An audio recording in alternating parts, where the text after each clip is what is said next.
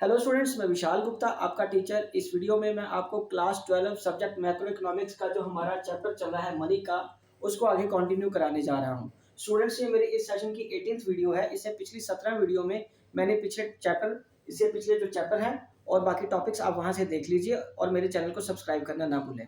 तो चलिए हम स्टार्ट करते हैं वीडियो नंबर 18। उसमें मनी को आगे कंटिन्यू करेंगे। पिछले लेक्चर में हमने बात करी थी कि मनी के मतलब कि उसका इवोल्यूशन कैसे हुआ था, बार्टर सिस्टम की लिमिटेशंस क्या थी और उनको मनी के साथ कैसे दूर किया जा सकता है और कैसे मनी हेल्पफुल है बार्टर सिस्टम की लिमिटेशन को दूर करने में, और उसके मनी के हमने फंक्शन भी स्टडी करे थे।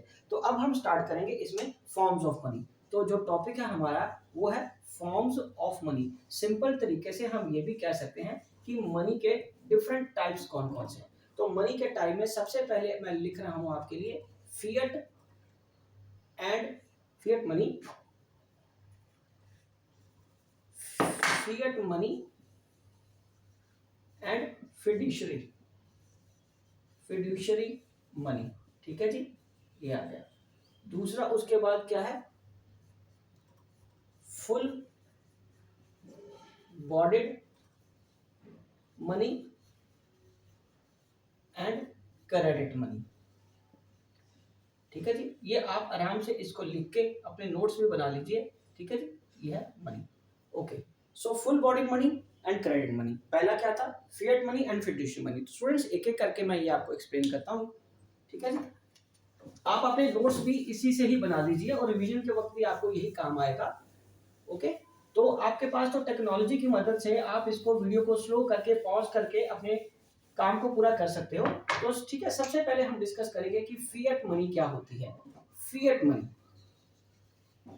फिएट मनी क्या होती है। इसमें सबसे पहले मैं आपको लिख रहा हूं money which is issued, it is issued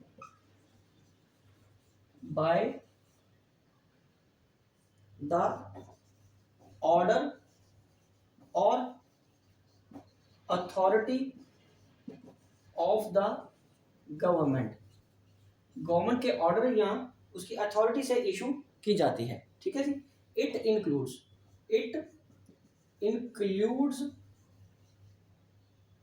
coins and notes. Okay, and उसके बाद दूसरा इसका, पहला तो ये आ गया, दूसरा ये है, और तीसरा इसका जो मीनिंग में या इसके टाइप के अंदर जो लाइन आएगी वो ये आएगी, public is legally bound to accept it as a medium of exchange। ठीक है स्टूडेंट्स, तो इसका मतलब क्या हुआ, फिड्यूशियरी मनी एक वो मनी है जो गवर्नमेंट के ऑर्डर या अथॉरिटी द्वारा ही इशू की जाती है।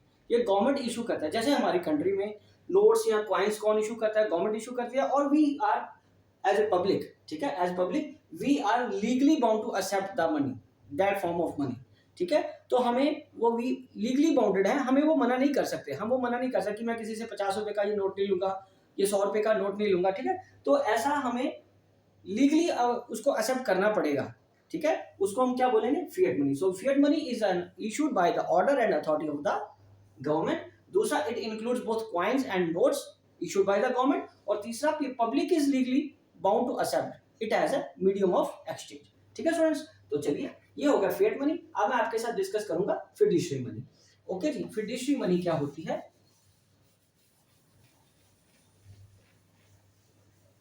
फिड्यूशियरी मनी, आप हेड की बनाइए इसका, फिड्यूशियरी मनी। दूसरा इसका हेड है फिड्यूशियरी मनी। ठीक है, फिड्यूशियरी मनी कौन सी मनी होती है, which is accepted, which is accepted as a medium of exchange because of trust between, trust between the payer जो पे करने वाला है, एंड पे जिसको पैसा मिलना है। ठीक है, तो ये क्या हो गया, for example cheques, and these are not legal compulsion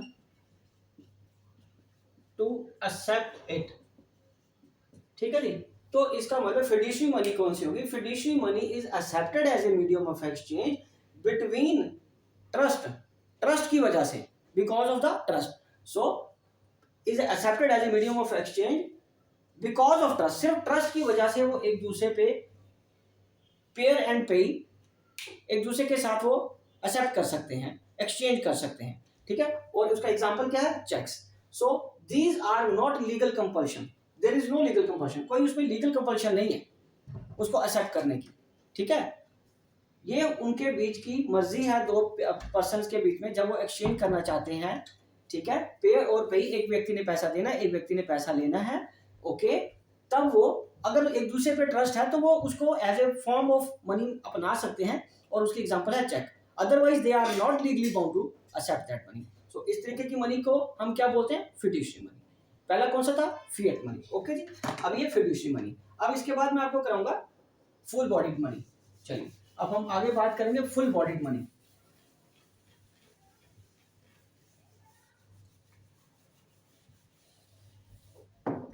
सो अब हम बात करेंगे फुल, तीसरा जो है इसका फुल बॉडीड मनी।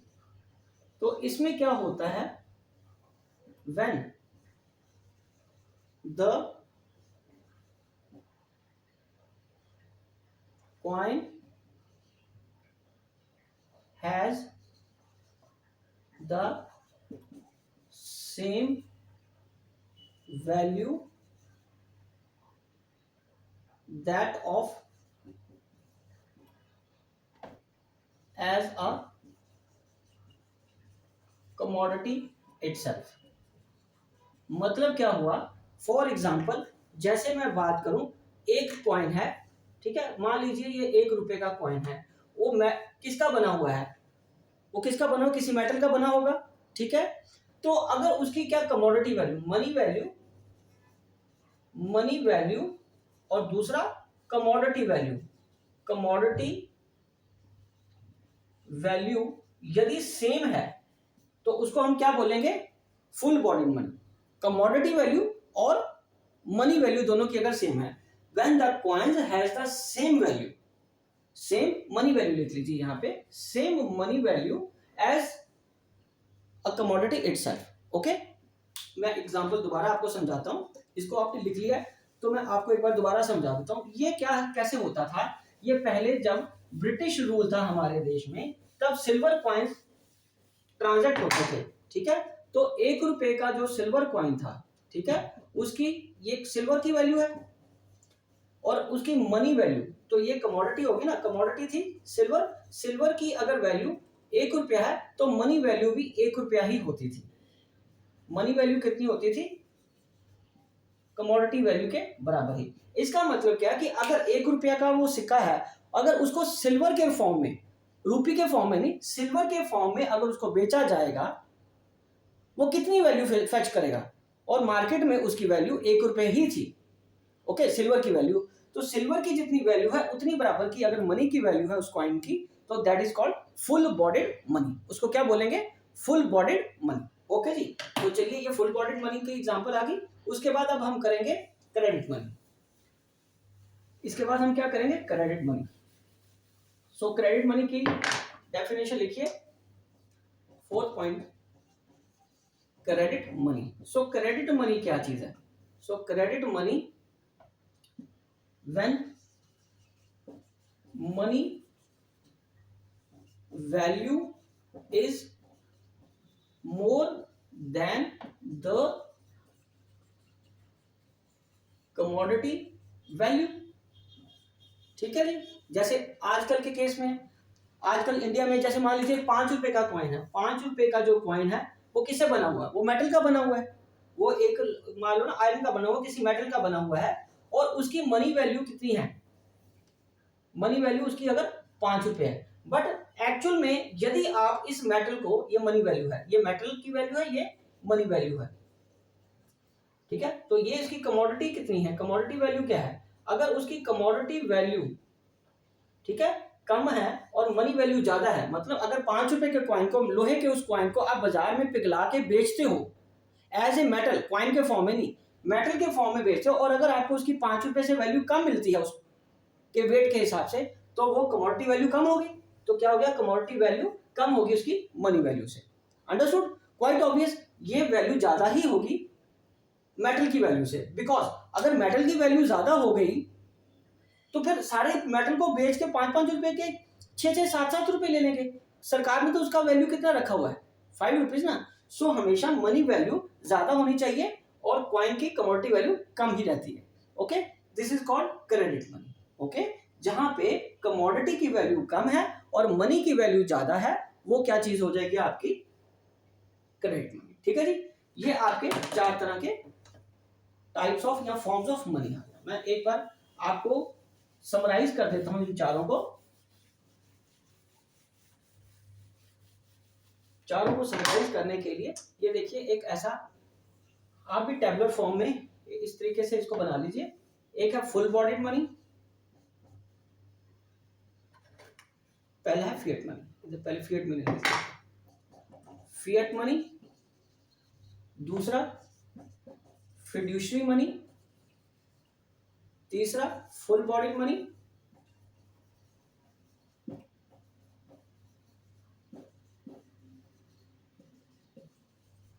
और चौथा क्रेडिट मनी। सो स्टूडेंट्स, इसमें मैंने जैसे बताया, फिएट मनी क्या है, फिएट मनी वो है which is issued under the order and authority of the government which we are legally bound to accept. For example notes and coins issued by the government. दूसरा fiduciary money, ये किस पे है, ये trust है, trust between the payer and payee when they are exchanging something. For example cheques आ गया, we are not, public is not legally bound to accept, ये उन पे सिर्फ ट्रस्ट पे है एक दूसरे। और उसके बाद full bodied money, when the commodity value is equal to money value. For example, जब ब्रिटिश राज में क्या था, सिल्वर कॉइन्स थे, 1 रुपए के सिल्वर की वैल्यू उतनी थी जितनी उसकी मनी वैल्यू थी, तो उस केस में हम उसको क्या बोल सकते हैं कि ये फुल बॉडीड मनी थी। और उसके बाद क्रेडिट मनी क्या है, credit money when commodity value is less than the money value, उसको क्या बोलेंगे, क्रेडिट मनी। अब अगला इंटरेस्टिंग टॉपिक आता है सप्लाई ऑफ मनी। सप्लाई क्या है मनी की, मनी की सप्लाई को हम कैसे बता सकते हैं कि मनी सप्लाई क्या चीज होती है। अगला टॉपिक लिखिए मेरे साथ, supply of money. Supply of money, supply of money में मैं आपको एक चीज बताऊं, supply of money is a stock concept. Stock concept तो आप समझ चुके हो ना, कि एक पर्टिकुलर टाइम पीरियड पे ही हम इसको मेजर कर सकते हैं। ठीक है जी, so it is a stock, it is stock held by the public, okay, at a particular period of time। एक पर्टिकुलर पीरियड ऑफ टाइम में वो क्या है, स्टॉक कंसेप्ट। आज मतलब आज मान लो फॉर एग्जांपल 31 मार्च है, हालांकि नहीं है आज, 31 मार्च को जनता के पास 1000 करोड़ रुपीस है, पब्लिक के पास मनी, तो ये स्टॉक कंसेप्ट है। इसलिए हम क्या बोलेंगे, एक पर्टिकुलर पीरियड ऑफ टाइम पे मनी सप्लाई 1000 करोड़। ओके जी, समझ लगी। और इसमें कौन सी चीजें इंक्लूड नहीं होती, it does not, mind it, does not include लिख रहा हूं मैं, ठीक है, ये सिर्फ पब्लिक का इंक्लूड था। Does not include, does not include में क्या आएगा, money with government, central bank and commercial bank,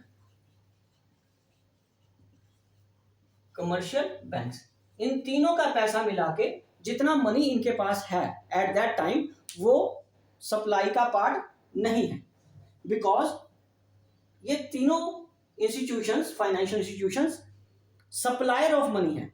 तो जो पैसा इनके पास है वो सप्लाई ऑफ मनी नहीं कहलाएगा। ठीक है, सप्लायर कौन होता है, अब मैं आपको ये बताता हूं, ये आपने लिख लिया। चलिए अब हम बात करेंगे दो तरीके की मनी के को होल्ड करने वाले इंस्टीट्यूशंस बन गए हैं मैक्रो में। एक है पब्लिक, एक कौन है, पब्लिक। दूसरा हम बात करेंगे, यहां पे क्या आ गया, गवर्नमेंट, उसके बाद सेंट्रल बैंक जो हमारे केस में आरबीआई है, ठीक है, और तीसरा कमर्शियल बैंक्स, कमर्शियल बैंक्स। तो एक्चुअल में डिमांड ऑफ मनी किससे आती है, demand of money, demand of money किससे आएगी, पब्लिक से। तो जो पब्लिक डिमांड करती है money, that will be known as supply. जो इनको है, ये तो सप्लायर है, ये तो सप्लाई करेंगे मनी, सप्लाई ऑफ मनी के अंडर आएंगे, ठीक है। तो इसका मतलब जो मनी इनके पास है, money, so money held by public, ठीक है, उसको हम क्या बोलेंगे, सप्लाई ऑफ मनी। ओके जी, समझ लगी। जो मनी इनके पास है वो सप्लाई ऑफ मनी में नहीं आएगी। ओके जी, ठीक है। आगे हम डिस्कस करते हैं कि हम मनी को मेजर कैसे कर सकते हैं, मेजरमेंट ऑफ मनी।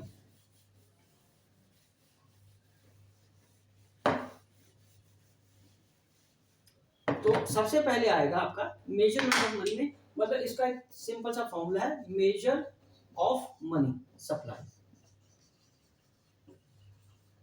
उसको हम चार फॉर्मूले हैं, उसको M1, दूसरा sorry M2, M3 and M4, इस तरीके से हम मेजर कर सकते हैं। डिफरेंट आगे कंसेप्ट्स हैं, मैं आपको समझाता जाऊंगा। लेकिन अभी आज सिर्फ हम इसी को डिस्कस करेंगे, क्योंकि +2 के सिलेबस में आपका सिर्फ M1 ही है, तो मैं इसी पे कंसंट्रेट करूंगा। बाकी चीजें +2 के सिलेबस में नहीं है, ये टॉपिक हम नहीं डिस्कस करेंगे, हम M1 को डिस्कस करेंगे। तो M1 का फॉर्मूला क्या है, M1 is equal to C plus BD plus OD।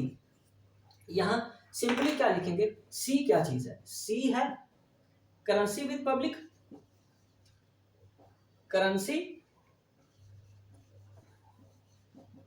With public, ठीक है जी। उसके बाद DD, demand deposits, demand deposits, okay जी, demand deposits with RBI of people या public with commercial banks, with commercial banks, commercial bank के पास है जो, ठीक है जी। और तीसरा क्या है, OD, अदर डिपॉजिट। तो अदर डिपॉजिट में क्या आएगा, demand deposits, demand deposits with central bank that is RBI, ठीक है जी। किनके, फाइनेंशियल इंस्टीट्यूशंस के, फाइनेंशियल इंस्टीट्यूशंस के, ठीक है जी। दूसरा सेंट्रल गवर्नमेंट के,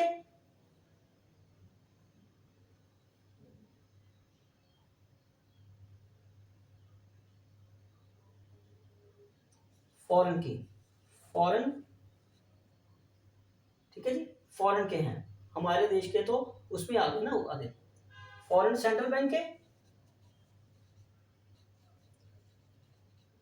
ओके, और इंटरनेशनल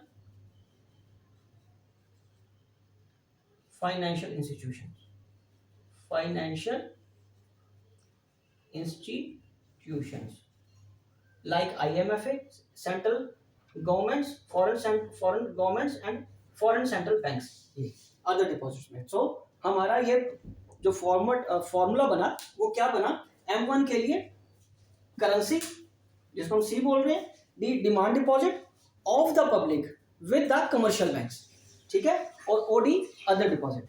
तो अदर डिपॉजिट में क्या आएगा, demand deposit with RBI। RBI के पास कौन कौन से डिमांड डिपॉजिट होंगे, पहला है फाइनेंशियल इंस्टीट्यूशंस का, जैसे NABARD फॉर एग्जांपल, ठीक है। दूसरा है demand deposits of foreign central governments और फॉरेन सेंट्रल बैंक्स, एंड तीसरा, इंटरनेशनल फाइनेंशियल इंस्टीट्यूशंस कौन सी है, जैसे वर्ल्ड बैंक, जैसे इंटरनेशनल मॉनेटरी फंड। तो ये चीजों के सारे किसमें चले जाएंगे, अदर डिपॉजिट में। सो currency plus demand deposit plus other deposit, ये आ गया किसका, आपका M1 का फॉर्मूला। सो अब इसका लास्ट टॉपिक हम करेंगे, who supplies money.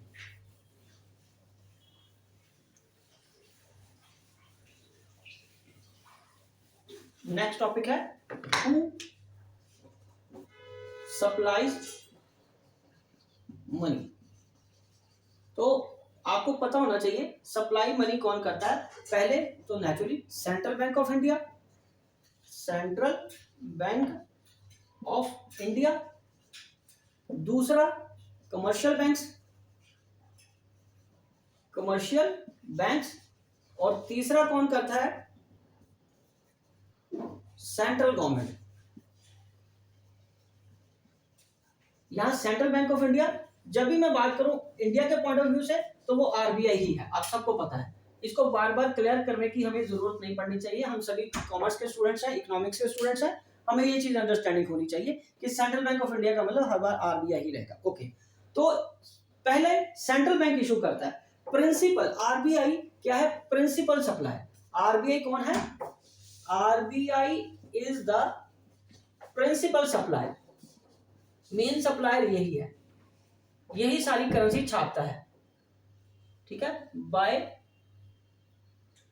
Printing currency notes. इसी के पास गवर्नमेंट ने अथॉरिटी दी हुई है करेंसी को छापने की। ठीक है, कैन हैविंग, या लिख लीजिए मेंटेनिंग, बाय मेंटेनिंग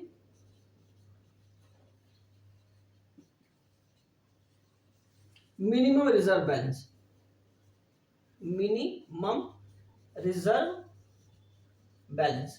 तो RBI प्रिंसिपल सप्लायर है मनी का। RBI करेंसी नोट्स, कॉइन्स, दोनों चीजें छापते हैं। नोट्स, ठीक है, पेपर नोट्स जिसको है, करेंसी नोट या पेपर नोट्स, और कॉइन्स, ये दोनों चीजें छापते हैं। ठीक है जी, तो ये था RBI का मतलब सेंट्रल बैंक का। इसके बाद हम बात करेंगे कमर्शियल बैंक मनी कैसे छापता है। सो commercial bank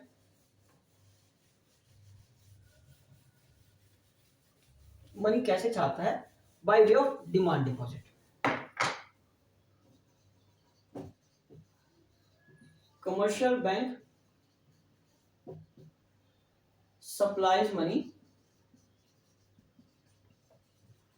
by creating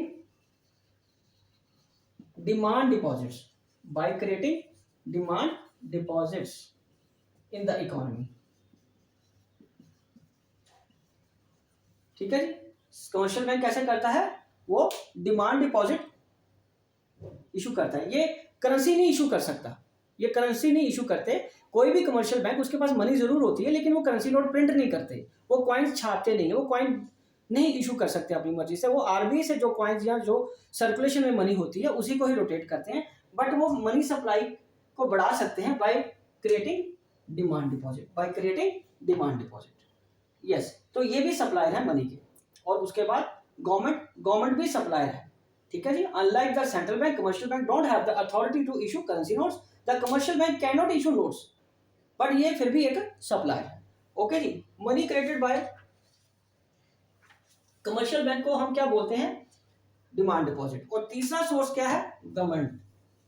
government कैसे मनी छापती है, ठीक है, फाइनेंस मिनिस्ट्री, आपको पता होना चाहिए, फाइनेंस मिनिस्ट्री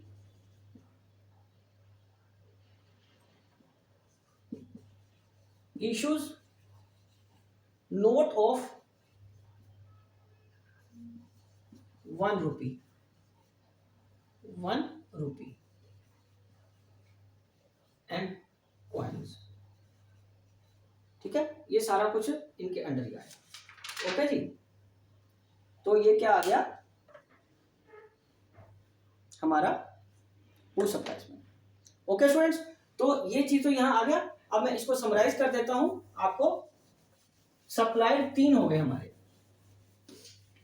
सप्लायर कौन से हो गए, 3। पहला हो गया RBI, सप्लायर लिख लो यहां पे। सप्लायर कौन है, RBI।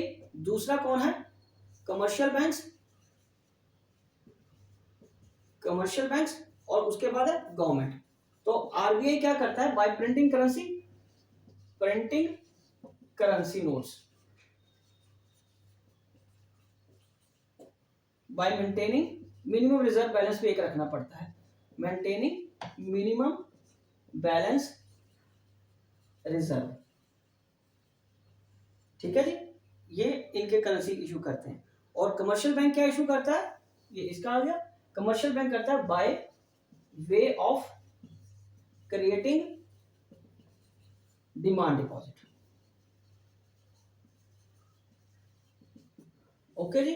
और तीसरा government issues 1 rupee note and coins. Right students, तो इसी के साथ ये चैप्टर और टॉपिक कंप्लीट होता है और मैं वीडियो को यहीं कंक्लूड करता हूं। आई होप कि आपको अच्छे से समझ आ गया होगा। आप मेरे चैनल को सब्सक्राइब करना ना भूलें और अगले चैप्टर्स के लिए वीडियोस देखते रहें। ओके जी, डन।